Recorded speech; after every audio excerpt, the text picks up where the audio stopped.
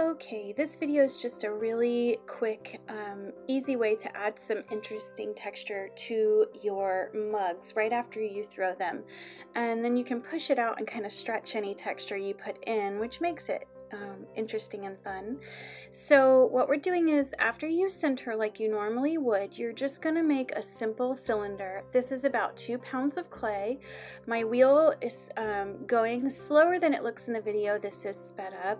So I'm going slow with my hands and at a moderate speed with my wheel. So not Mach 12 with your hair on fire, but not, Mach 3, somewhere like middle of the road speed. Anywho, when I'm raising my walls, it's a gentle pressure upward. Where your clay is thicker, you could compress a little bit more. Where you feel it's getting thinner, you release your compression with your hands.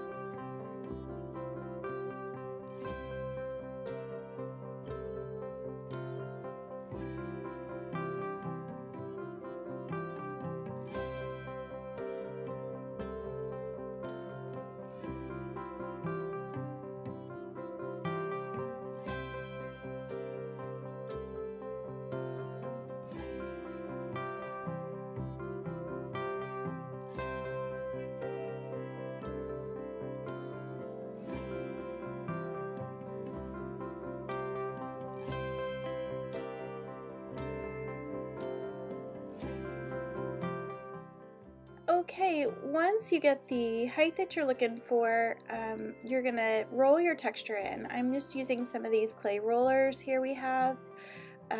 You can use any kind of stamp or texture tool that you like. I'm using my inside hand as a brace for the pressure I'm putting on the outside wall. I'm rolling this stamp up, and then I'm gonna take my rib and push it out and give it some shape. And after that, once I get the shape I like, I'm gonna take my chamois, or you can use a soft sponge, and you can, if you just hang out on the rim with your chamois or sponge kind of hugging the rim on either side, it will round out. You just have to give it a rotation or two.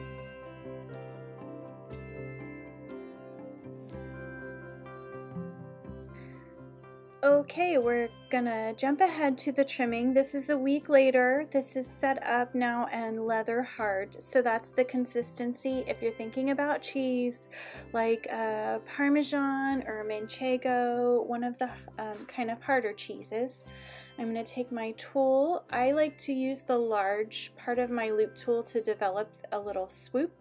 I start with establishing the circumference of my foot ring, and then I come in and kind of carve a shape into the bottom. And you can do that by kind of picking what angle you hold your tool away from the center of the bat. So this tool is not straight up and down underneath that foot. It's actually pointed outward just a little bit. And I go back and forth between the foot and the body of the mug that I'm trimming and get a shape I like. Then you're going to come in and get a little bit out of the bottom. I usually leave a little bit of the foot that was attached to the bat. That's me. I just think that it will sit straight as long as I cut it off straight initially, if I don't mess with it too much. But if you need to, there's no hard rule that says you can't. And so we're gonna just kind of scoop out some of that center, and for that I prefer the smaller part of my loop tool so that I can see where it is in reference to the clay itself. And I go down probably about 1/4 inch so that I can glaze in that foot. And then I'm going to smooth all of my tool marks down with my fingers or a soft finishing rib. And that's that. Thanks for watching.